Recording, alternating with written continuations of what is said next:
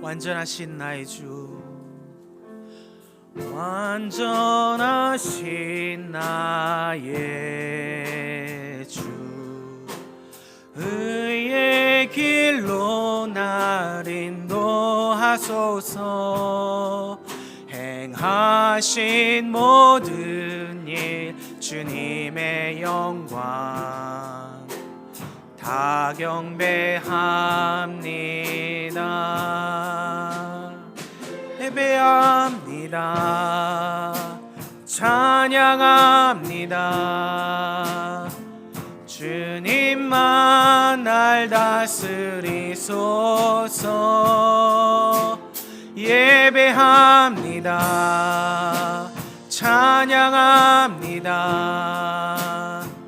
주님 홀로 높임 받으소서. 완전하신 나의 주, 완전하신 나의 주, 의의 길로 날 인도하소서. 행하신 모든 일 주님의 영광 다 경배합니다. 예배합니다. 찬양합니다. 주님만 날 다스리소서. 예배합니다. 찬양합니다. 주님 홀로 높임 받으소서.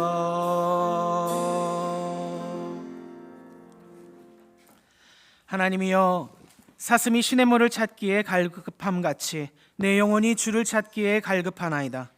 내 영혼이 하나님 곧 살아계시는 하나님을 갈망하나니 내가 어느 때에 나아가서 하나님의 얼굴을 배울까? 사람들이 종일 내게 하는 말이 내 하나님이 어디 있느냐 하오니 내 눈물이 주야로 내 음식이 되었도다. 내가 전에 성의를 지키는 무리와 동행하여 기쁨과 감사의 소리를 내며 그들을 하나님의 집으로 인도하였더니 이제 이 일을 기억하고 내 마음이 상하는도다. 내 영혼아, 내가 어찌하여 낙심하며 어찌하여 내 속에서 불안해하는가? 너는 하나님께 소망을 두라. 그가 나타나 도우심으로 말미암아 내가 여전히 찬송하리로다. 아멘.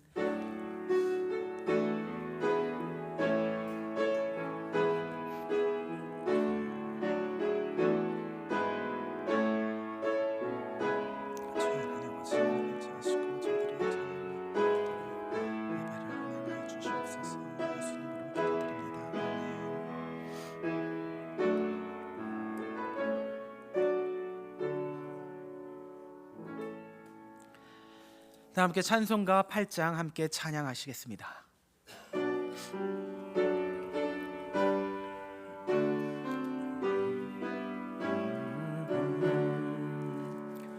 거룩 거룩 거룩 전능하신 주님, 이른 아침 우리 주를 찬송합니다.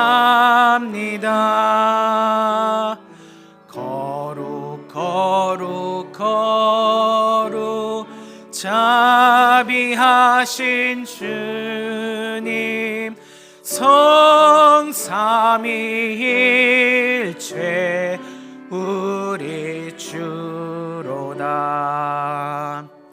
거룩 거룩 거룩 주의 보좌 앞에 모든 성도 면류관을 벗어드리네. 천군 천사 모두 주께 굴복하니 영원히 위에 계신 주로다. 거룩 거룩 거룩 주의 주의 빛난 영광 모든 죄인 눈 어두워 볼 수 없도다.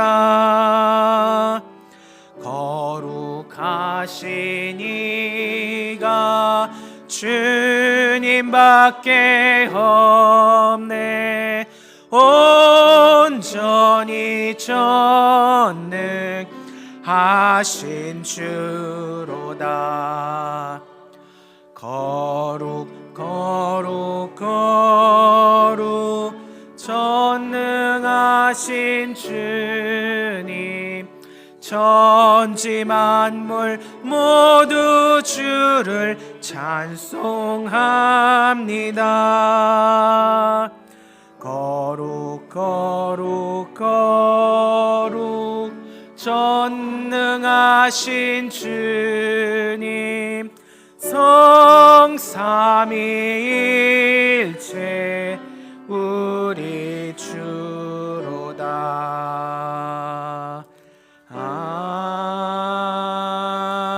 아멘. 다 함께 사도신경으로 우리의 신앙을 하나님 앞에 고백드리겠습니다. 나는 전능하신 아버지 하나님, 천지의 창조주를 믿습니다. 나는 그의 유일하신 아들 우리 주 예수 그리스도를 믿습니다. 그는 성령으로 잉태되어 동정녀 마리아에게서 나시고 본디오 빌라도에게 고난을 받아 십자가에 못 박혀 죽으시고 장사된 지 사흘 만에 죽은 자 가운데서 다시 살아나셨으며 하늘에 오르시어 전능하신 아버지 하나님 우편에 앉아 계시다가 거기로부터 살아있는 자와 죽은 자를 심판하러 오십니다. 나는 성령을 믿으며 거룩한 공교회와 성도의 교제와 죄를 용서받는 것과 몸의 부활과 영생을 믿습니다. 아멘. 함께 교독문 2장 시편 2편입니다. 교독문 2장 함께 교독하시겠습니다. 어찌하여 이방 나라들이 분노하며 민족들이 헛된 일을 꾸미는가?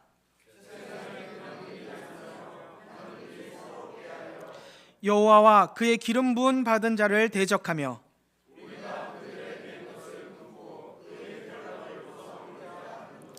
하늘에 계신 이가 웃으시며 그때에 분을 바라며 진노하사 그들을 놀라게 하여 이르시기를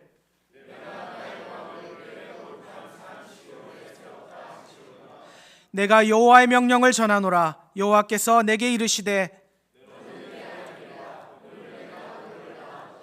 내게 구하라. 내가 이방 나라를 내 유업으로 주리니 내 소유가 땅끝까지 이르리로다. 아멘. 모두 자리에 앉으시기 바랍니다. 함께 찬송가 400장 찬양하시겠습니다.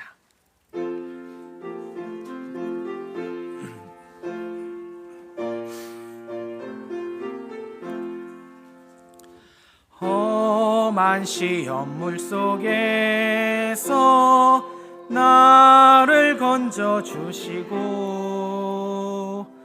노한 풍랑 지나도록 나를 숨겨주소서. 주여 나를 돌보시사 고이 품어주시고 험한 풍파 지나도록 나를 숨겨주소서. 권세 능력 무한하사 모든 시험 이기고 풍랑까지 다스리는 주님 앞에 비오니 주여 나를 돌보시사 고이 품어주시고 험한 풍파 지나도록 나를 숨겨주소서. 죄악 길에 빠진 이 몸 캄캄한 가운데 헤매며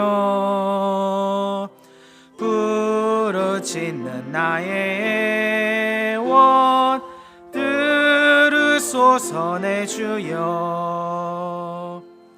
주여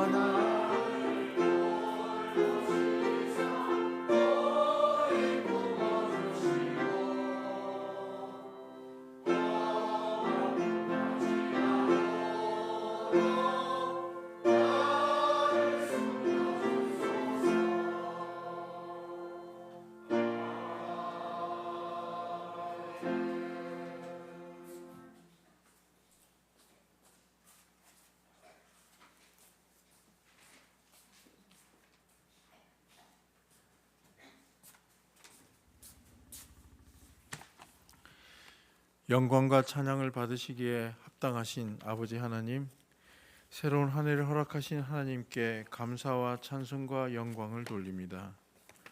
한 해를 예배와 찬양과 기도로 시작하려 하오니 새롭게 하시고 형통케 하시며 승리하는 한 해가 되도록 저희들을 복 주시옵소서. 허물 많은 저희들을 구원하시고 오늘 주 앞에 나와 찬양하게 하시며 주님과 함께 할 수 있도록 하여 주시니 감사를 드립니다. 올 한 해는 예배에 승리하게 하시고 말씀에 순종하게 하시며 기도에 응답받는 복된 은혜를 주시옵소서. 이웃을 사랑하며 허물을 용서하게 하시고 심령이 새롭게 되어 주와 같이 동행하게 하옵시며 감사의 기도가 넘치는 한 해가 되게 하옵소서. 은혜를 사모하게 하시고 사명에 충성하게 하시며 감사로 열매 맺는 복을 허락하여 주시옵소서. 주님, 우리의 조국과 민족을 위하여 기도드립니다. 국제 정세의 불안 속에 우리나라의 정치 상황이 어지러워 불안하여 국민들이 서로 나누어져 서로를 공격하고 모두 정치에 함몰되어 갈피를 못 잡는 듯이 보입니다. 주님, 위정자와 지도자들이 하나님을 경외하기를 원하오며 북한에도 자유와 인권, 특히 신앙의 자유가 오기를 기도하오니 긍휼을 베풀어 주시옵소서. 혹 교회까지 세상 정치의 영향을 받지 않게 하시고 오직 주님께서 가르쳐 주신 이웃 사랑을 실천하고 봉사의 사명을 감당함으로써 빛과 소금의 역할을 하게 하시고 어린아이와 같이 주님의 말씀을 사모하여 거센 파도가 일렁이는 이때에 주님 품에 품어주시고 능력의 팔로 덮어주셔서 이렇게 노래하게 하옵소서. 거친 파도 날 향해 와도 주와 함께 날아오르리. 폭풍 가운데 나의 영혼 잠잠하게 주를 보리라. 내가 사망의 음침한 골짜기 다닐지라도 주께서 나와 함께 하시니 두려움 전혀 없네. 주 안에 나 거하니 주 능력 나 잠잠히 믿네 라고 노래하게 하옵소서. 저희 교회가 살아남으로 이웃이 살게 하시고 죽어가는 영혼들을 주님의 앞으로 인도하는 구원의 방주가 되게 하시며 새로이 직분을 나누어 받은 성도들이 충성으로 주님께 영광 돌리는 한 해가 되게 하옵소서. 또한 공동체의 아프고 어려운 성도들을 인도하여 주시고 승리하게 하시며 가난한 성도들에게는 물질의 복을 열어주시옵고 부르짖어 기도하는 성도들의 기도가 응답받는 한 해가 되게 하여 주시옵소서. 오늘 강단에 세우신 목사님과 교회를 위하여 수고하시는 교역자들과 동역자들, 또한 출타하셔서 공동회를 인도하시는 장청호 목사님께 함께해 주시고 보이지 않는 곳에서 봉사하는 손길들을 위하여 기도드립니다. 말씀이 선포될 때마다 하나님의 능력이 함께하심으로 하나님의 온전하시고 기뻐하시는 뜻이 전달되어 회개와 결단의 역사가 일어나게 하옵소서. 나머지 순서도 주님께 맡기오며 예수님 이름으로 기도드렸습니다. 아멘.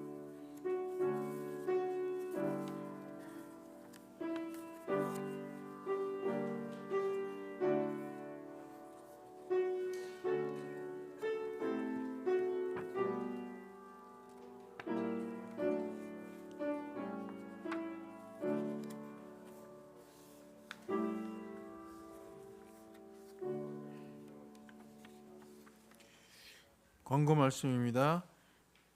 하나님은 영이시니 예배하는 자가 영과 진리로 예배할지니라. 주님의 이름으로 환영하고 축복합니다. 그리스도인의 경건의 출발은 공적 예배에 참여하시는 것입니다. 예배의 실패는 모든 것의 실패입니다. 올 한 해 예배에 성공하는 성도가 되시기 바랍니다. 경건의 훈련, 2025년 경건의 훈련을 다짐합시다. 첫째, 온전한 주일 성수. 둘째, 매일 말씀 묵상, 성경 필사, 성경 통독입니다. 셋째, 매일 기도. 넷째, 바른 헌금 생활. 다섯째, 영혼 구원. 여섯째, 선한 사역 동참, 전도 구제 선교 장학 사역. 일곱째, 주일 오후 성경 공부 참여입니다.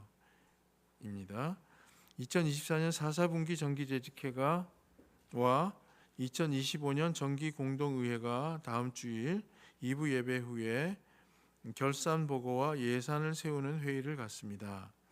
재직회는 올해 재직으로 임명받은 분들이 참여하고, 공동의회는 본교회 등록된 세례 교인 누구나 다 참석하셔야 합니다. 알립니다. 11일 주일, 26일 주일 오전 설교는 김도노 협동 목사께서 맡아 섬겨 주십니다. 오늘 오후 1시 장로회 기도회가 청소년부실에서 있습니다. 다음 주일에 선교사팀 전략회의가 있습니다. 5번 농어촌부 총회 농어촌부 주최 미자립 농어촌교회 목회자 초청 세미나가 있습니다. 2025년 1월 14일 화요일 오전 11시 부산 대신동 교회당에서 있습니다. 후원과 기도 부탁드립니다. 노회 교회 겨울 행사 소식입니다. 노회 청소년 겨울 수련회가 2월 10일부터 12일까지 수영로 교회 경주 수양관에서 열리고요.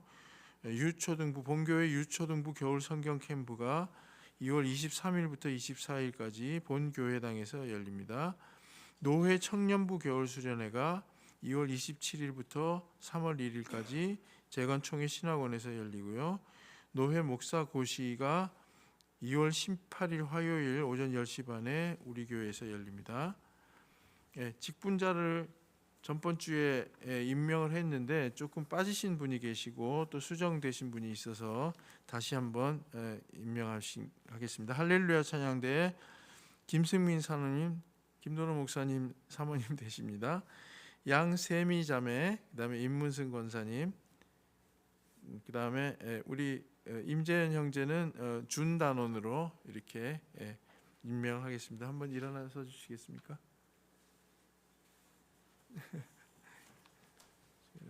네네, 네 앉아주시면. 네.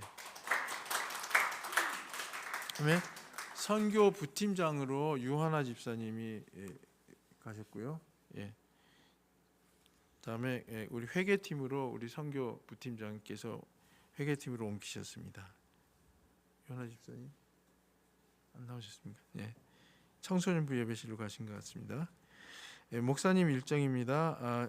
12일 오늘은 재건 중앙교회 공동회 인도차 출타하셨고요. 2시에는 또 재건 수사교회 공동인도까지 노회장님이라서 하셔야 되겠습니다. 그다음에 19일 주일에는 오시고 26일 주일에는 후암교회 공동회를 인도하시겠습니다.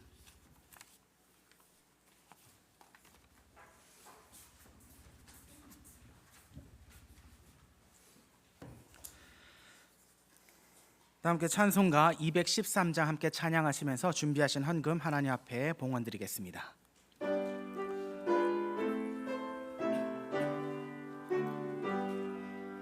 나의 생명 드리니 주여 받아주셔서 세상 살아갈 동안 찬송하게 하소서. 손과 발을 드리니 주여 받아주셔서 주의 일을 위하여 민첩하게 하소서. 나의 음성 드리니 주여 받아주셔서 주의 진리 말씀만 전파하게 하소서. 나의 보화 드리니 주여 받아주셔서 하늘나라 위하여 주 뜻대로 쓰소서. 나의 시간 드리니 주여 받아주셔서 평생도록 주 위에 봉사하게 하소서.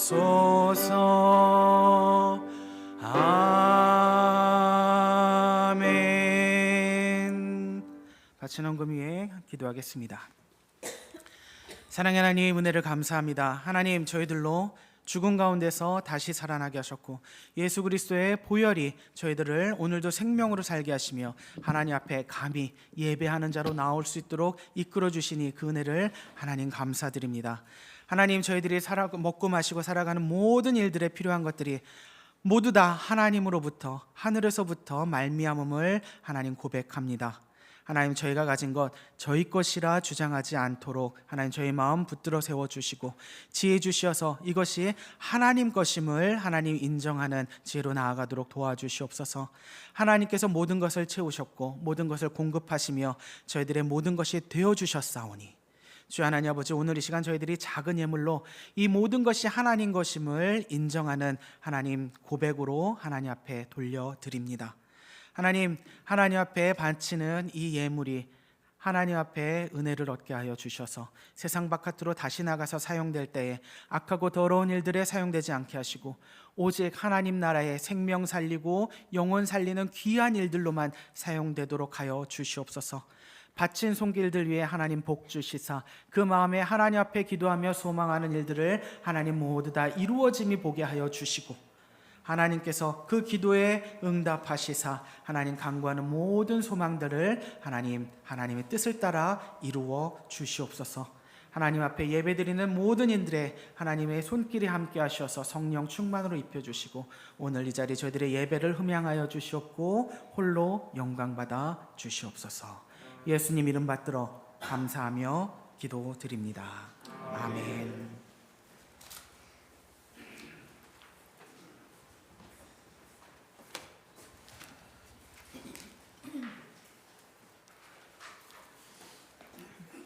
하나님이 우리에게 주신 말씀은 마가복음 6장 1절에서 13절이며 신약 61페이지입니다.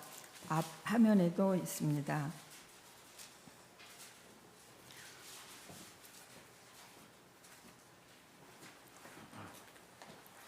예수께서 거기를 떠나사 고향으로 가시니 제자들도 따르니라.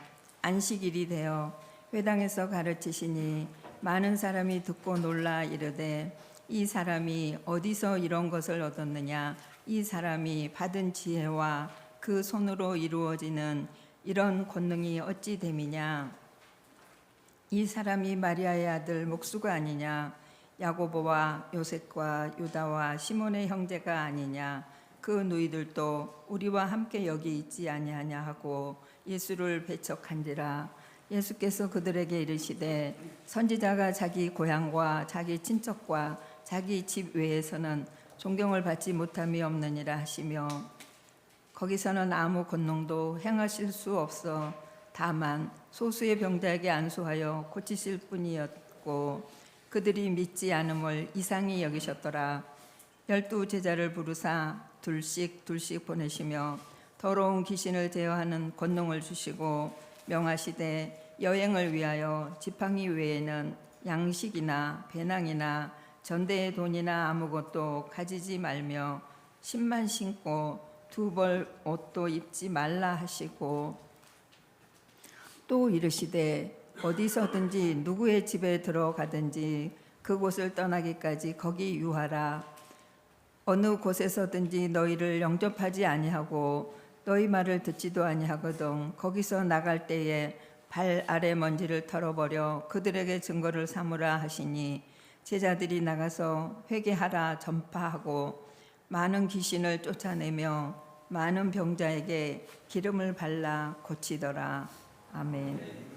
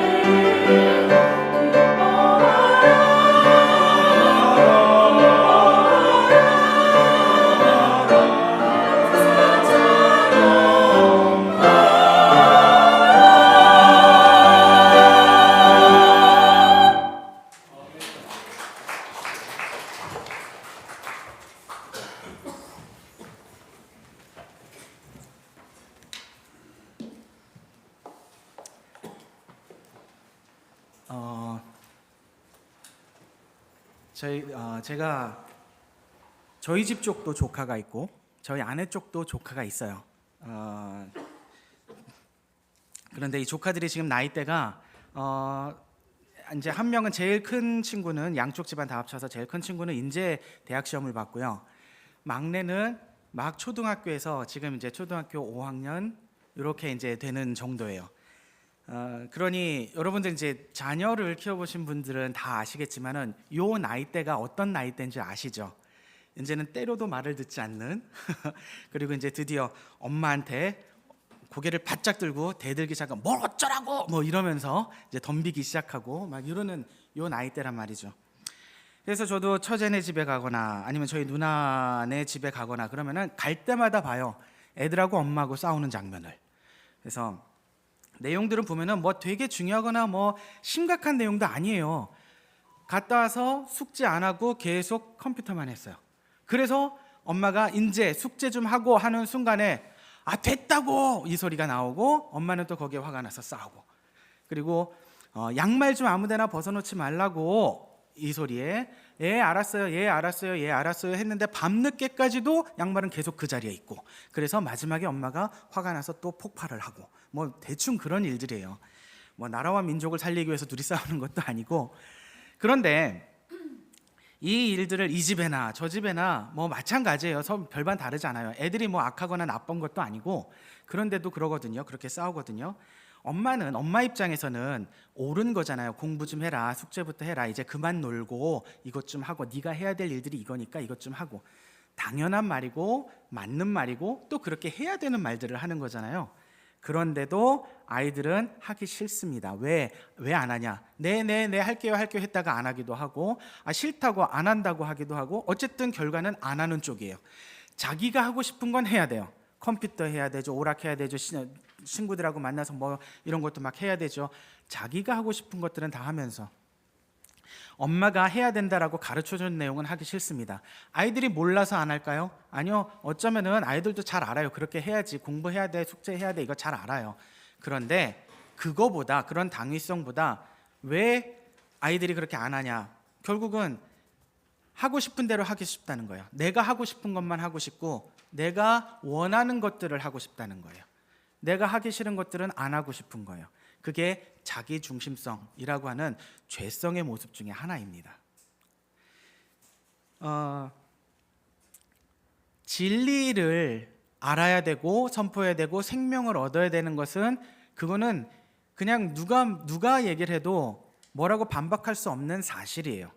그런데 세상은 그 진리를 듣기 싫어하고 관심 없어 합니다. 제가 능력은 안 되지만 하나님 은혜를 주셔가지고 이렇게 선교 지역에서 몇 군데 선교 지역을 이렇게 지내볼 수 있는 시간을 얻었어요. 근데 선교 지역에 가 있으나 또 한국에 와 있으나 이 교회를 가 있으나 저 교회를 가 있으나 또 믿지 않는 친구들과 어울릴 때나 느껴지는 게 두 가지가 있어요. 하나는 와, 진짜 사람들은 진짜 진리에 대해서는 받아들이고 싶어 하지 않는구나, 이게 느껴지고요. 진리, 진실에는 관심이 없어요. 세상은 정말 진실이 뭔지에는 관심 없고 자기네들이 진실이라고 생각한 것만 주장하고 싶어 하는구나. 자기가 진리라고 생각하는 것만 받아들이고 싶어 하는구나. 그거 한 가지랑 또 한 가지는 뭐냐면, 그런 곳에, 그럼에도 불구하고 하나님은 그들 사이에 여전히 역사하시면서 하나님의 구원 사역을 계속해 나가고 계신다라고 하는 것을 봐요.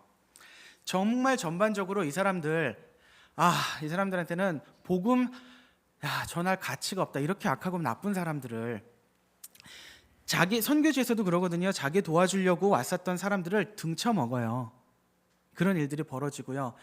구호 사역하고 물품들이나 식료품을 나눠주려고 이렇게 준비했었던 그 팀을 난민촌에서 줄 서가지고 있다가도 질서가 한번 무너지잖아요. 그러면은 이 구호팀에서는 그걸 배워요. 일단 질서가 무너지면은 이게 뭐 3천만 원어치든 1억 원어치든 이 식료품 보호하려고 하지 말고 머리 감싸고 군중들에서 빠져나와서 다치지 않도록 하라, 뭐 이런 것들 훈련을 받아요.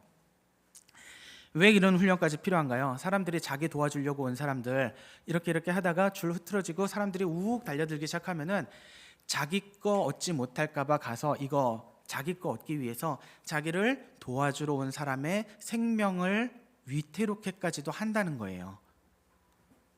갑자기 폭도로 변하죠. 사람들, 선교사님, 외국인 선교사라고 같이 친하게 잘 지내다가도 우리 코로나 겪었잖아요. 그때 한 일주일 넘게 사람들 길거리 못 다니게 하고, 선교지에서 일이에요. 아프리카에서 선교지 못 다니고 하니까 사람들 민심이 변하기 시작해요. 배가 고프지 않을 때는, 내가 나눠주고 있을 때는 서로 같이 고마운 존재로 이렇게 있다가도 자기가 굶기 시작하고 자기 자식들이 굶기 시작하잖아요. 그거 한 열흘 지나가면은 이제 도둑으로 변하고요. 저기 외국인한테는 음식 있어, 식료품 있어, 저 선교사한테는 돈 있어, 이러면서 그 집을 공격 대상으로 삼기 시작합니다. 뭐 여기는 그렇고 저기는 안 그렇고 이런 거 아니고요. 사람이 굶으면 다 그렇게 돼요. 그 본성들이 드러나요. 그리고 그뿐만이 아니라 선교사님이 잘 일궈놓은 그런 터전들, 학교 이런 것들을 이제 현지 사람들이 꿀꺽 삼키고 싶어 합니다. 그래서 여러분, 우리는 안 그랬을 것 같아요. 우리 선교사님들 이제 뭐 언더우드 목사님이 뭐 이렇게 하셨고 뭐 이러면서 우리 막 이렇게 하잖아요. 근데 그때 한국 교회도 선교사님들 거 어느 정도 이루어지고 이제 이익이 나기 시작하는 순간이 되면 그 기관 한국 교회들이 꿀꺽 삼키기도 했고요. 한국 교인들이 그거 집어삼키고 선교사님 쫓아내기도 하고 우리도 그랬어요. 여러분들 이런 얘기 처음 들어보시나요 혹시? 좋은 이야기들만 많이 들으셨죠? 근데 우리도 그랬고요. 그들도 그렇고요. 그리고 오늘날 우리 자신의 모습도 하나님 앞에서 여전히 그 사람들하고 비슷할지도 모릅니다. 이 사람들, 그 사람들 앞에 하나님의 진리, 예수님의 진리를 전달한다라는 게 참 받아들이지 않으려고 하는구나. 예, 알았어. 이러는 정도가 아니고 때로는 무시하고 때로는 화도 내고 배척을 해요. 이러는 모습들을 봐요. 교회 안에 있는 사람들은 다를까요? 아니요, 교회에 있는 사람들도요. 자기가 원하고 즐겁고 기쁜 내용들은 받아들이는데, 그런데 자기가 원하지 않고 자기가 찔림을 받아야 되는 부분의 내용들은 이렇게 피해요. 그리고 그런 얘기 남한테 가서는 하죠. 예수님이 이렇게 가르치시는데 당신 그렇게 살면 안 돼. 가르치는 거 이런 것들은 좋아하지만 본인이 그 말씀을 듣고 받아들이는 거는 힘들어해요. 그게 인간입니다. 그게 죄성과 여전히 싸워야 되는 인간의 모습입니다. 그런데도 불구하고 하나님은 그곳으로 생명을 여전히 흘려보내시고 제자들을 보내시고 오늘 우리들을 보내시면서 그렇게 하나님의 일을 이어나가고 계신다는 겁니다. 오늘 나눌 이야기가 사실은 그 얘기예요. 예수님께서 이제 12제자를 세우셨고 세상으로 파송시키는 이야기입니다. 오늘 예수님께서 고향을 방문하시는 이야기가 나오는데 이 고향 방문하시는 뜻이 뭘까? 그 이유가 뭘까를 조금 더 잘 이해하기 위해서 전체적인 흐름 안에서 이 장면이 어떻게 나오는가 이걸 좀 이해해 보는 게 좋을 것 같습니다. 마가복음이 시작하면서 예수 그리스도 복음의 시작이라 이렇게 마가는 시작을 해요. 그러면서 사복음서 중에 가장 먼저 쓰인 책이 이 마가복음이거든요. 마가는 자기가 참고하는 책 없이 먼저 쓴 사람이에요. 이 사람이 전하고 싶어하는 내용은요, 1장에서부터 바로 예수님 세례 받으시고 바로 사역으로 시작하시는 장면을 바로 시작을 해요. 그래서 회당에 들어가서 가르치시고 회당에 있는 귀신 쫓아내시고 손 마른 자도 낫게 하시고 중풍병자 지붕에 달아내려서 이렇게 온 그 친구 중풍병자도 낫게 하시고 병 고침하시고 이러면서 점점 사람들이 예수님한테 관심을 갖고 사람들이 모이기 시작하니까 바리새인들과 서기관들이 경계를 하기 시작하죠. 그러면서 저 귀신 들려서 귀신을 불러서 저렇게 하는 거야 엉뚱한 말을 하기도 하고 갈등이 증폭되고 이러면서 바알세불 논쟁도 나타나고 그러는 과정에서 12제자를 찾으시고 부르시고요. 4장에 넘어가면 이게 1장, 2장, 3장에서 쭉 계속 숨가쁘게 벌어지고 있는 장면이었어요. 4장 넘어오면서 이제 말씀을 가르치시는 말씀 뿌리는 씨 뿌리는 자의 비유 이런 거 가르치시고 뱃고물에 주무시면서 이렇게 폭풍우를 잠잠케 하시고 이런 장면들 보여주시고 초자연적인 범위까지 이제 넘나들면서 예수님의 능력, 하나님 나라가 임재했을 때 벌어지는 일들 이런 것들을 막 보여주시기 시작하십니다. 그리고 5장 넘어와서는 거라사 광인 미친 사람, 이게 귀신 들린 거예요. 사실은 예수님 하나님의 사람이어야 되는데 다른 것이 들어와서 주인 노릇하고 있는 이곳을 깨끗게 청소하시는, 정리해 주시는, 깨끗게 해주시는 이런 장면들 보여주시고 그리고 5장 마지막에 가서는 혈루병 여인과 12살 먹고 죽는 회당장 야이로의 딸 이야기가 나오는 거예요. 요거는 이스라엘이 죽었다. 생명을 나눠줘야 되는 그 존재가 그 역할을 해야 될 이스라엘이 그들의 생명마저도 유지하지 못하고 붙잡지 못하는 그런 죽은 존재와 같이 그렇게 죽어가고 있다. 이런 장면까지 이렇게 의미를 삼아서 마가가 적어 내려가고 있는 거거든요. 그리고 6장에 넘어오면서 바로 어떤 일이 나오냐면은 이제 예수님께서 고향 방문을 하시는 거예요.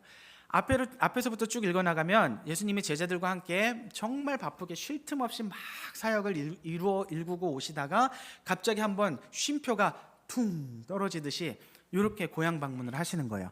예수님께서 고향 방문을 이때 왜 하실까? 이제 우리가 이걸 좀 궁금해할 필요가 있어요. 예수님이 이제 고향에도 복음 전해야 되니까 뭐 그럴 수도 있죠. 그런데 예수님한테는 진짜 다른 목적이 있으셨어요. 제자들이 예수님께서 우리 고향에 가자 그러는데 예수님 고향이 어디신가요? 예수님 고향이 어디시죠? 예, 나사렛. 베들레헴 뭐 이렇게 생각하시는 분들 계신데 베들레헴은 태어나신 곳이고 실제로 평생을 쭉 요 나이까지 살아오신 곳은 나사렛이라고 하는 동네예요. 그래서 나다나엘 같이 참 좋은 그런 신학자도, 나다나엘 같이 그런 좋은 신학자도 나사렛에서 무슨 선한 것이 나겠느냐 이런 말을 동의할 정도로 별로 이름 없는, 우리식으로 얘기하면은 그냥 깡촌이에요. 깡촌, 이름도 없는 시골, 요렇게 보시면 돼요. 그냥 어촌 마을, 요렇게 보시면 돼요. 그런 곳에 예수님께서 가신단 말이죠. 제자들이 아마 기대하는 제자들도 있었을지 몰라요. 왜냐하면은 가는 곳마다 사람들이 막 빽빽하게 막 모여들기 시작했었거든요. 이 예수님 이름이 퍼지고. 그러면 우리식으로 생각하면은 금의환향 하는 모습으로 기대할 수도 있거든요. 근데 실제로 고향에 갔더니 어때요? 막 뭐 마을 어귀부터 플랜카드 붙어 있고 막 사람들이 나서 깽가리 치고 북치고 막 환영하고 그러던가요? 오늘 본문에 보면은 전혀 아니에요. 전혀 그 분위기가 아닙니다. 현실은 어땠느냐? 예수님 무시하고 배척했다라고 오늘 본문은 그렇게 얘기를 하고 있어요. 고향에 갔더니. 다른 데서는 지금 막 예수님을 이러면 놀라면서 바라보고 있는데, 사역을 처음 시작하셨을 때 예수님께서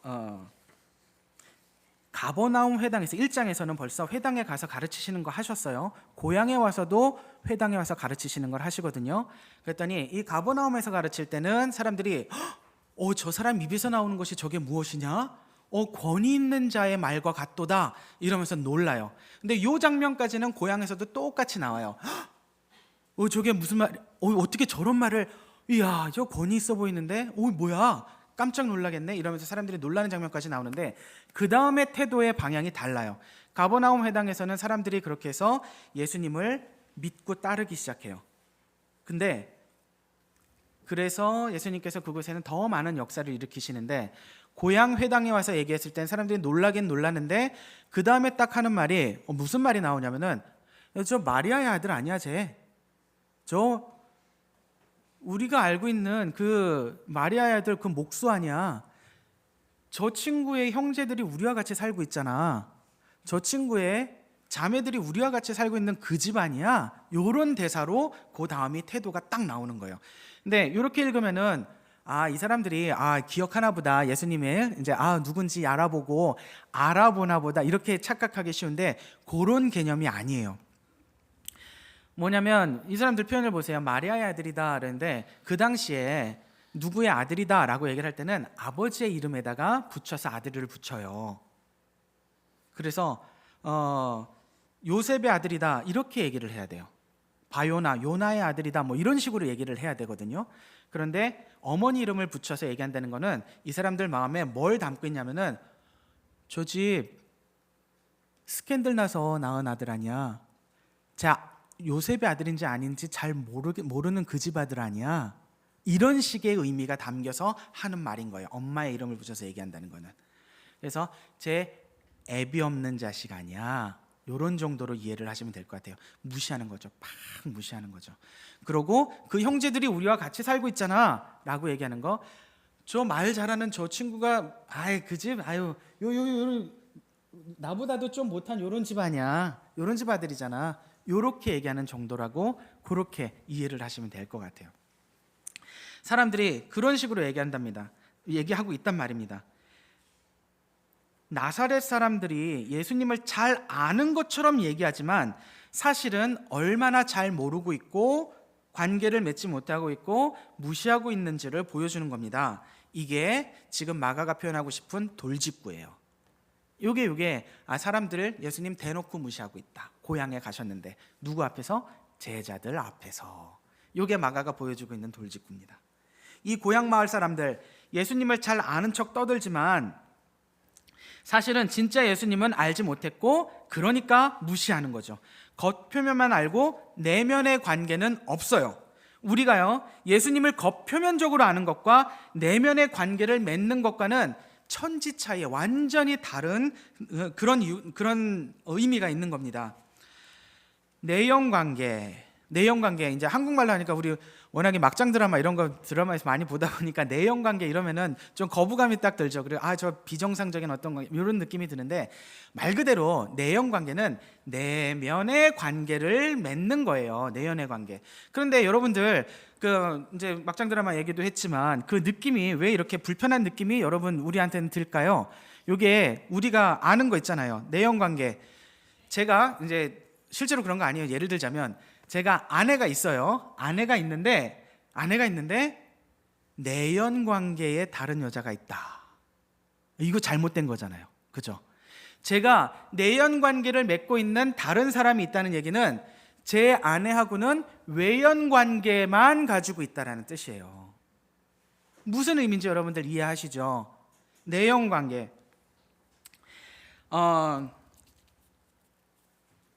내연 관계란 어떤 거냐? 한마디로 표현하자면은 저 사람 없으면 나 죽겠는 거야. 저 사람 없으면 나 죽겠어. 이게 바로 내연 관계인 거예요. 근데 그러면 외연 관계는 어떤 걸까요? 표현하자면 이런 거예요. 그냥 돈만 벌어오는 관계, 기계적인 관계, 스크린 부부. 넌 밥만 하고 애나 키우라는 거예요. 이거 끔찍한 얘기잖아요. 이거 끔찍한 표현이잖아요. 우리가 워낙에 가부장적인 문화가 아직 끝나지 않은 한국 사회에서 살다 보니까 이런 게 괜찮은 것처럼 느껴지는데 아니에요. 이거 굉장히 사람의 인격으로 대하지 않고 그냥 필요성에, 기계적인 관계성에만, 기능적인 측면에만 얘기하고 있는 그런 거거든요. 여러분들은 하나님과 내연 관계에 있으십니까? 아니면 외연 관계에만 머무르고 계십니까? 예수님께서 제자들한테 10장에 넘어가면 이런 질문을 하세요. 내가 마시는 잔을 너희가 마실 수 있으며 내가 받는 세례를 너희가 받을 수 있느냐?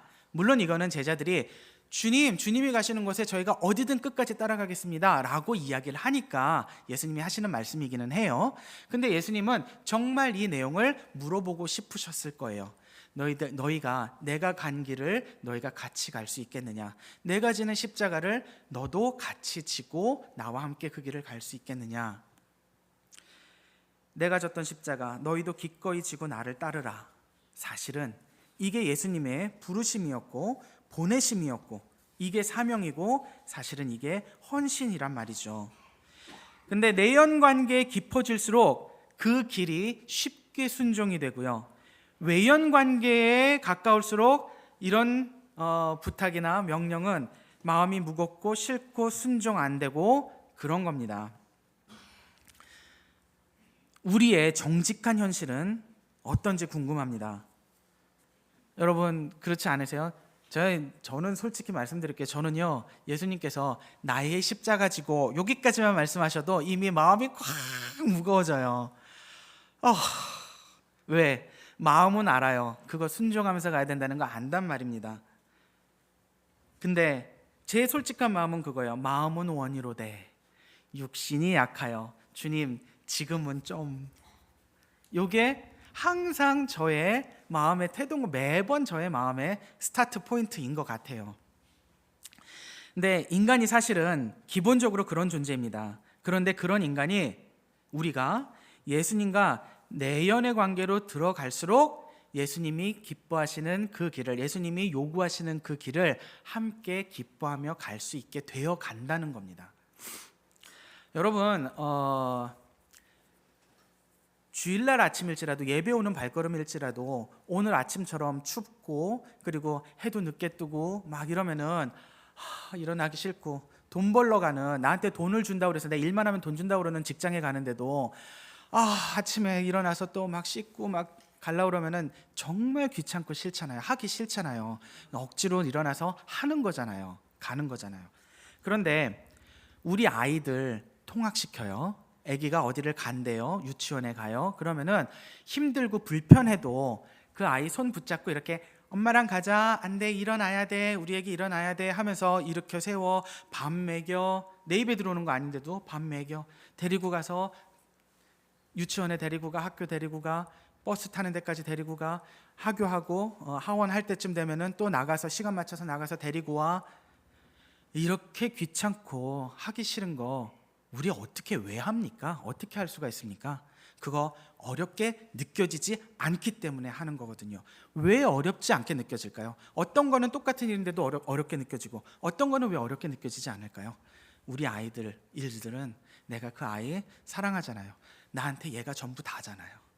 그러니까 얘 입에 들어가는 거 내 돈 써서 맛있는 음식 넣어가지고 내 입에 안 넣고 얘 아이 입에 넣는 게 그렇게 좋고 즐겁고 기쁘고 좋잖아요. 아이가 오물오물 먹고 맛있어요 이러면은 정말 기분 좋고, 그죠? 그런데 그거를 내가 아무 관계없는 외연에 있는 어떤 사람 입에다 넣어주기 위해서 내가 소고기를 사오고 비싼 돈을 쓰고 이런다 그러면은 아깝잖아요. 쓰지 않잖아요. 그죠? 우리가 예수님과 내연 관계를 맺으면 예수님이 기뻐하신다라는 이유만으로도 그 일들 해드리고 싶어지는 거예요. 점점. 그런데요, 예수님을 믿게 된 처음부터 그렇게 되지는 않는 것 같아요. 물론 뭐 처음부터 그런 뜨거움이 있으신 분들도 정말 역사 속엔 간혹 있기는 한데 정말 거의 99.999%는 그렇지 않은 것 같아요. 예수님과 관계를 맺을 때 기도하죠. 기도하는데 어떤 기도해요? 나한테 필요한 거 기도하죠. 내가 원하는 거 기도하죠. 이거 해줘요, 저거 해줘요, 이런 기도하죠. 이게 나쁘다라는 거 아닙니다. 이거 필요해요. 그 기도부터 시작을 하는 거예요. 그런데 예수님과 내연의 관계가 깊어질수록 이 기도가 어떻게 바뀌느냐? 내가 필요로 했던 거, 그거 하나님 돈 많이 벌게 해주세요, 하나님 우리 비즈니스 성공하게 해주세요, 이런 거에 대한 가치는 점점 마음에서 떨어져 가고 점점 하나님이 나한테 뭘 원하시는가, 하나님이 원하시는 바를 제가 알고 싶습니다, 이런 기도에 대한 관심이 더 생겨나는 거예요. 그건 내가 마음을 먹어서 그렇게 되는 게 아니라 예수님과 내연의 관계가 맺어져 갈수록 그렇게 자연스럽게 변해져 가는 거거든요. 예수님을 믿고 난 후에 아주 긴 세월을 외연 관계로 살아요. 때로는 깊은 내연의 관계를 갖는 것 같은 감동을 느끼는 순간은 있습니다. 눈물이 날 때도 있고 하나님 앞에 모든 것이 막 다 감사하고 좋을 때도 있고 순간은 있어요.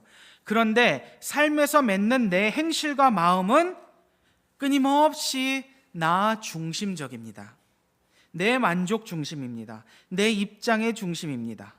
여기에다가 내 이익이 끼기 시작하고 내 기준이 끼기 시작하고 내 고집이 끼기 시작하면, 더해지기 시작하면, 이러면 이제 힘든 사람 되는 거죠. 교회 다니는데, 교회 오래 다녔는데 같이 있으면 힘든 사람, 그 사람이 내 모습이 되는 거예요. 이런 모습을 우리는 우리 자신한테서 계속 발견을 합니다.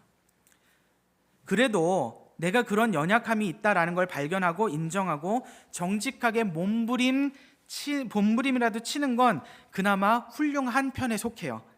대부분은요, 내가 이기적이라는 것, 예수님 중심이 아니라는 것을 인지하지도 못하고 나 잘난 맛에 그냥 그러고 계속 삽니다. 주변에서는 그 사람의 말과 행동 때문에 상처받고 힘든데 본인은 새벽 기도도 나간대요. 성경 필사대회 열심히 참여하면서 상품도 받았대요. 때로는 기도하다가 눈물도 흘렸대요. 은혜 받았다 간증도 합니다. 내가 기도했더니 하나님이 우리 집안에 이렇게 해주셨어, 이런 거 주셨어, 막 간증도 하고 다닙니다. 그런데 정작 가까운 사람들은 알죠. 그 사람한테서 은혜가 나눠지는 게 아니라 그냥 힘들다라는 거, 대하기 힘들다라는 걸. 이 외연 관계에 머물 때는요, 상대방의 기능에만 봉사해요. 내연 관계일 때는 그 기능이 떨어져도 상관없습니다. 이를테면요, 남편이 돈 버는 기능이 떨어졌어요. 그래도 여전히 이 남편을 사랑하는가? 이거예요. 이 내연 관계면 그 기능이 떨어졌어도 남편을 사랑해요. 근데 외연 관계에 있었다 그러면은 이제 더 이상 나한테 돈 갖다 주지 않는 사람 치워버려, 그럼 이렇게 되는 거죠. 필요 없어, 이렇게 되는 거죠. 하나님이 내가 요구하는 것을 들어주시지 않아도 하나님 여전히 신뢰하고 사랑하는가? 이것이 내가 하나님과 내연 관계로 가고 있는가, 외연 관계에 머무르고 있는가, 이런 것들을 좀 살펴볼 수 있는 질문이 될 것 같아요. 때로는 내 삶의 좌절과 아픔이 너무 심해서 정말 하나님이 존재하시는가? 신이라는 존재가 정말 있기는 한 걸까? 의심이 되는 그 순간마저도 너무 힘들어서, 너무 아프고 힘들어서 그런 의심까지 드는 순간에 마저도 여전히 나는 하나님을 신뢰하고 사랑하는가? 하나님이 찾으신다고 하시잖아요. 하나님께서는 이 세상에서 그분의 일을 함께할 동역자를 찾으십니다. 나와 같이 세상을 다스릴 사람들, 내가 다스리는 그 방식대로 그렇게 이 세상을 살아내줄 사람들, 우리가 그런 사람이 되려면요, 우리 기도에서 아까 얘기했었던 내가 원하는 목록 1, 내가 원하는 목록 2, 내가 원하는 목록 3, 이런 것들이 포기되어야 됩니다. 포기되어져 가는 걸 봐야 돼요. 내가 필요로 하는 것은 하나님께서 아시잖아요. 이게 믿음으로 먼저 이렇게 채워지기 시작하는 거예요. 신뢰로 채워지는 거예요. 그런데 진짜 문제는 뭐냐? 내가 가지고 있는, 진짜 늘 가지고 있는 문제는 나는 정작 하나님이 원하시는 게 뭔지 모른다는 거예요. 그러니 내가 원하는 것에서 좀 벗어나서 하나님이 내게 원하시는 것을 내가 좀 알도록 나를 좀 깨우쳐 달라고 그렇게 기도하게 되는 거. 그게 하나님과 내연의 관계로 가는 거란 말입니다. 예수님의 고향 사람들은 예수님과 내연 관계는 없고 그분의 외적 데이터만 알고 예수님을 평가합니다. 마리아의 아들 아니냐, 그 형제들을 내가 잘 아는데 별 볼 일 없는 집 아니냐, 지금 이러고 넘어가고 있다는 거예요. 고향에서 그렇게 배척을 받는 장면 보는 것을 우리는 좀 씁쓸하죠. 그런데 예수님께서는 왜 이런 어려운 모습을 제자들에게 필터링 없이 그냥 보여주고 계실까? 무엇을 의도하시는 걸까? 그건요, 제자들에게 이제 그들이 보내어질 세상이 어떤 곳인지를 그대로 알려주시는 거예요. 진리가 선포되지만 모두가 그 진리를 듣고 아멘 하면 좋겠지만 세상은 그렇지 않죠. 어떤 사람들은 때로는 주변에 대부분들은 듣지 않을 거란 말입니다. 나는 절박해서, 나는 정말 진심을 다해서 그렇게 전하고 외치고 하는데 사람들은 관심도 가져주지 않을지도 모르고, 그리고 때로는 진짜 무시하면서 나를 해할지도 모르는 그런 세상이라는 겁니다. 예수님은 이 땅에서 기적도 일으키셨고요, 가르치기도 하셨고, 병도 낫게 하셨고, 귀신도 쫓아내셨습니다. 이런 것들이 예수님께서 하셨던 사역입니다. 그런데 이 12제자들, 이 예수님의 사역을 예수님이 부활 승천하신 이후에 사도가 되어서 그 일들을 해나가야 될 사람들 아닙니까? 이 사람들한테 예수님께서는 더 몸으로 체득하며 준비되도록 보여주시는 겁니다. 선지자는 이런 대우받는 사람이야. 십자가 져야 해. 너희들 영광 받으려고 나를 따라다니는 건 아니야. 그렇게 하면 안 돼. 너희가 진리를 선포해도 대접은커녕 인정도 안 해주고 무시할 수도 있어. 망한 이스라엘이 피폐해져 있는 그 백성들의 그 마음밭에는 너희가 뿌리는 진리의 씨가 받아들여지지 않을 수 있어.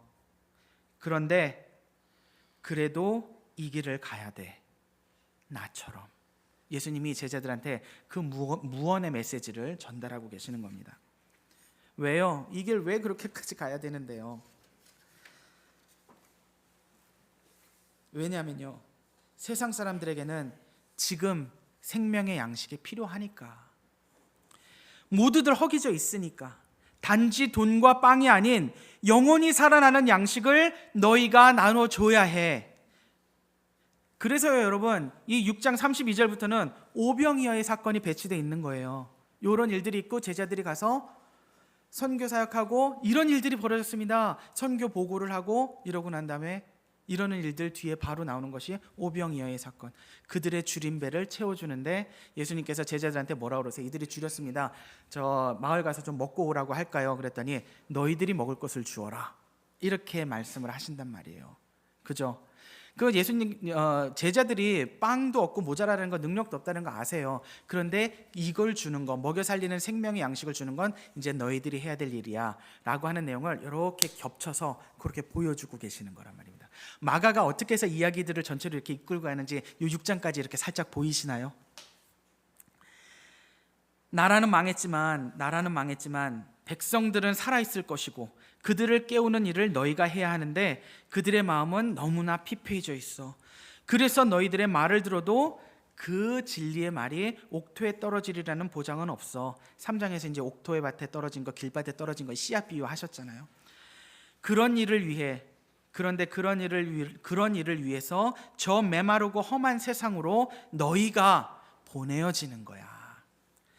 사랑하는 성도 여러분, 그렇게 파송되는 제자들의 마음과 깨달음이 오늘 우리에게도 있기를 소망합니다. 7절부터 제가 읽어드릴게요.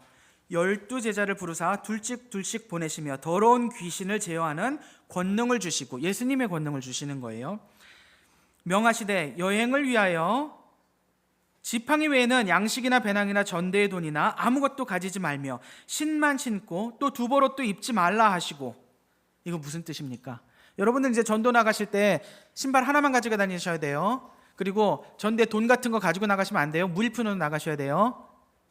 이 얘기를 하시는 게 아닙니다. 이 얘기 그 뜻이 아니에요. 그 뜻이 아니에요.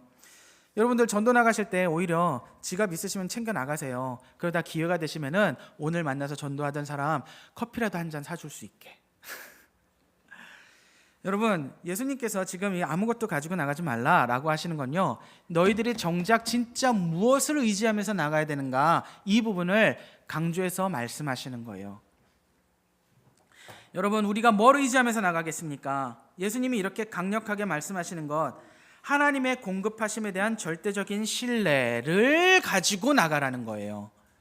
그리고 우리가 뿌리는 이 말씀의 씨앗이 뿌리를 내리고 싹을 틔우고 열매를 맺고 이렇게 만들기 위해서 우리가 의존하는 거, 엉뚱한 거 붙잡지 말라는 겁니다. 우리가 주로 어떤 거 엉뚱한 거 생각할까요? 나의 말빨, 나의 사회적 권위, 지위. 그래도 내가 대학 교수인데 이렇게 얘기하면 사람들이 좀 들을 거야.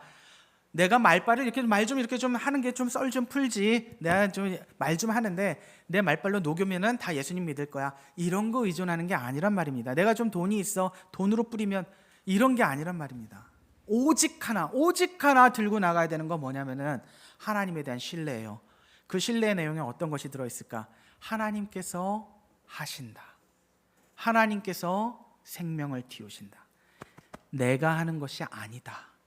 하나님에 대한 그렇게 임재하시고 함께하시고 역사하신다. 하나님께서는 일하신다 라고 하는 것에 대한 그 믿음 들고 나가라는 겁니다. 그러니 거기에 필요한 것들도 하나님이 채우시고 하나님이 공급하신다 라고 하는 개념까지 연결이 되는 겁니다. 여러분, 주님이 부르신 길이 늘 꽃길만 있지는 않을 겁니다. 마음과 열심을 다하는데 때로는 어려운 소리를 들을 수도 있고요, 심지어는 교회 안에서도 열심히 섬기고 열심히 내가 봉사했는데도 이상한 소리 듣는, 억울한 소리를 듣는 경우도 있을 수 있습니다. 또 때로는 주님 손을 놓칠 수도 있습니다. 정신 차리고 보면 길에서 멀어진 나를 발견하면서 울 수도 있고요. 그런데 그때에도 주님의 목소리를 들으시길 바랍니다. 나의 손을 잡으렴. 다시 힘을 내서 나와 함께 가자.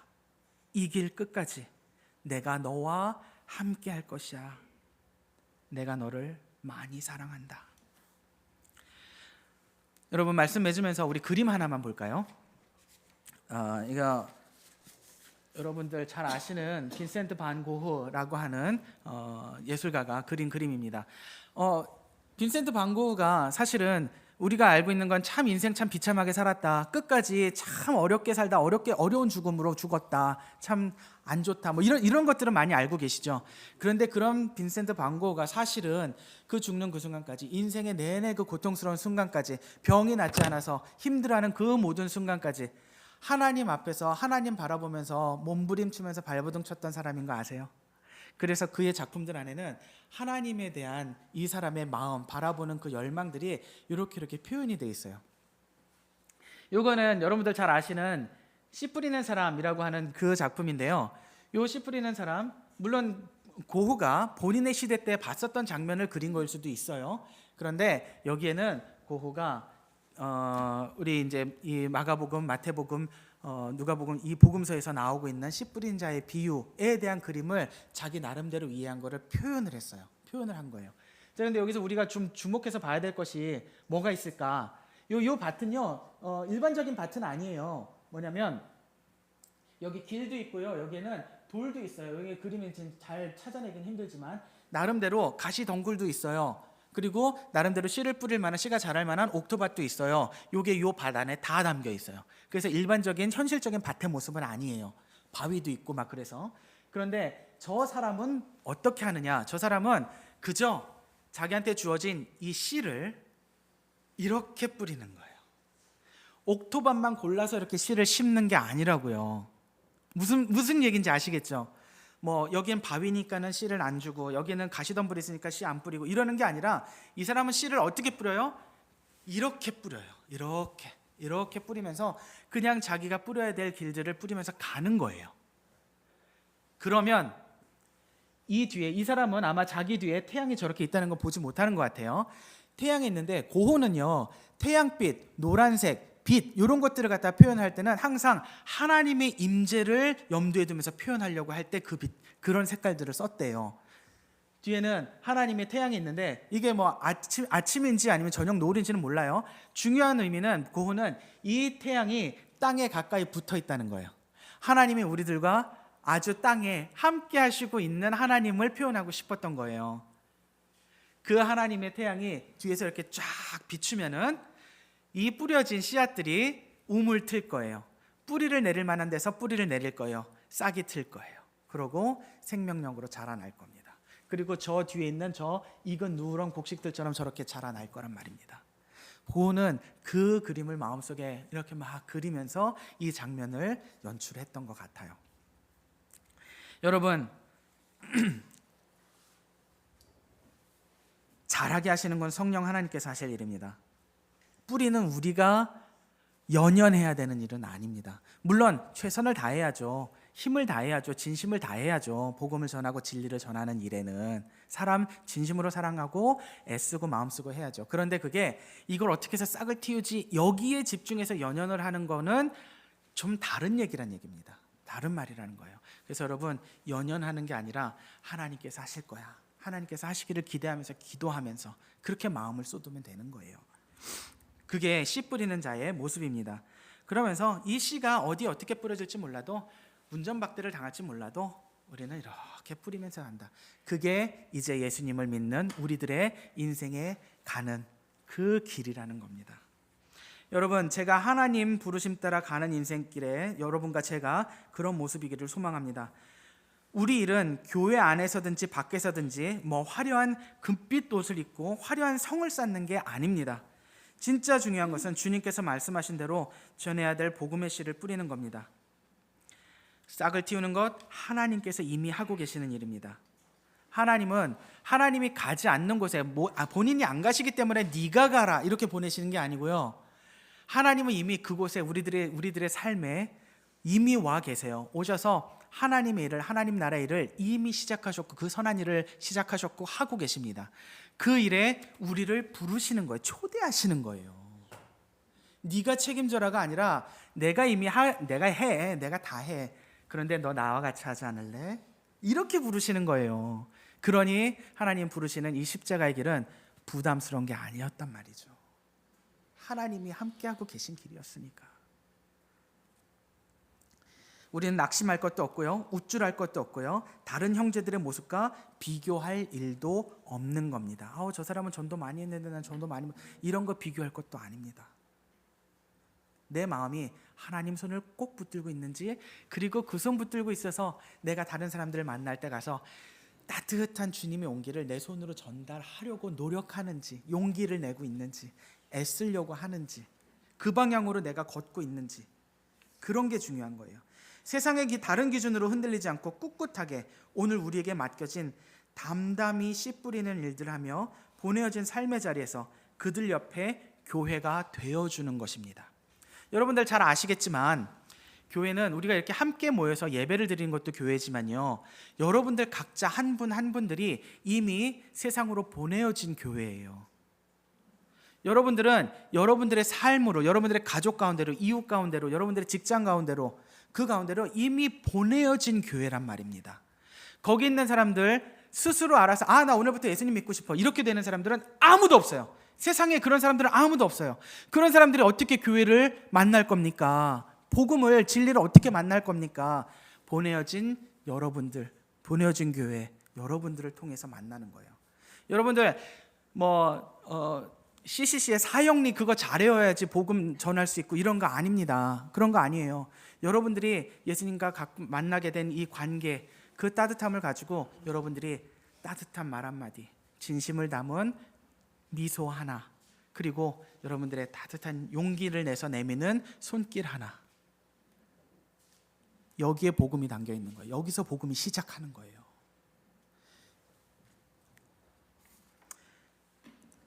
여러분, 강요하는 게 전도는 아닙니다. 사랑하는 게 전도입니다. 여러분들 일상에서 성품으로 예수님을 만나게 돕는 것이 전도의 핵심입니다. 여러분의 관심이 담긴 따뜻한 말 한마디를 통해서 우리가 몰랐던 그들의 아픔과 외로움을 주님께서 만지실 겁니다. 우린 끝까지 모르고 갈지도 몰라요. 그런데 그 사람들이 우리를 만나면서, 여러분들을 만나면서 어떻게 저 엄마랑 같이 있으면 왠지 이렇게 마음이 위로가 돼. 저 엄마 만나면, 죄송해요. 저 아빠 만나면, 아빠도 해야지. 저 아빠 만나면, 저 집 아저씨 만나면은 이렇게 마음이 따뜻해지지, 힘이 나지. 저 사람 믿는 예수라면 나도 한번 믿어보고 싶어. 이렇게 되는 겁니다. 그게 씨를 뿌리는 사람입니다. 내일은 주님께서 우리로 하여금 누구를 만나게 하실지, 또 어떤 상황으로 오늘이라는 시간을 이끌어 가실지 주님이 그 길을 먼저 걸으셨음을 기억하십시오. 그리고 그 길로 오라 부르시는 음성에 매일매일 새롭게 응답하십시오. 오직 주님으로 인하여 새 힘을 내시고 새롭게 소망하며 오늘도 힘찬 그 선교적인 삶을 꿋꿋이 걸어가시는 저와 여러분 되기를 주님의 이름으로 축원드립니다. 기도하겠습니다. 하나님, 은혜를 감사합니다. 참 세상은 무서운 일들 많이 벌어지고 우리나라의 일들도 참 정신없이 걱정해야 되는 일들도 벌어지는 것 같습니다. 두려움도 많은 때를 삽니다. 하나님, 그런 저 세상은 진리와 생명에는 관심이 없어 보입니다. 주님, 여기에 주님 앞에 예배하며 주님의 길을 따라가기를 소망하는 한 사람 한 사람, 하나님의 선하심 인도하심 따라 살아가는 믿음을 주시옵소서. 삶의 영역에서 이미 하나님께서 일하고 계셨음을 보는 믿음을 주시고 하나님의 일이 그렇게 해서 열매 맺어감을 보게 하여 주시옵소서.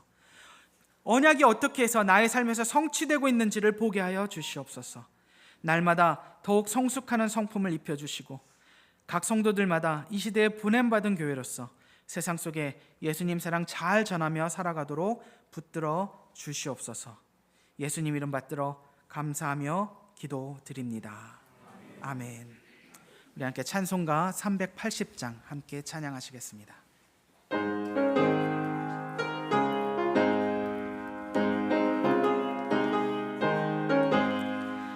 나의 생명 되신 주님 앞에 나아갑니다. 주의 흘린 보혈로 정케 하사 받아주소서. 날마다 주를 찬송하겠네. 주의 사랑 줄로서 나를 붙게 잡아매소서. 괴로운 세상 지낼 때 나를 인도하여 주소서. 주를 믿고 나가면 나의 길을 잃지 않겠네. 날마다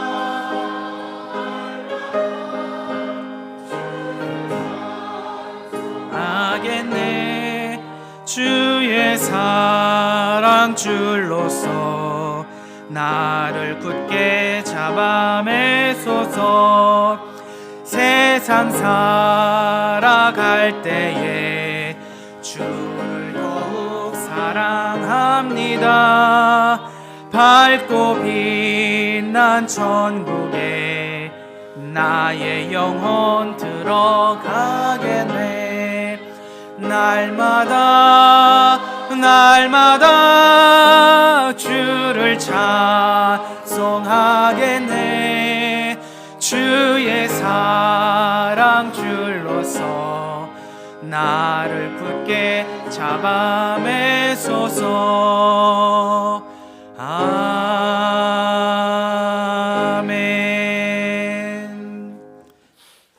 축원 기도하겠습니다.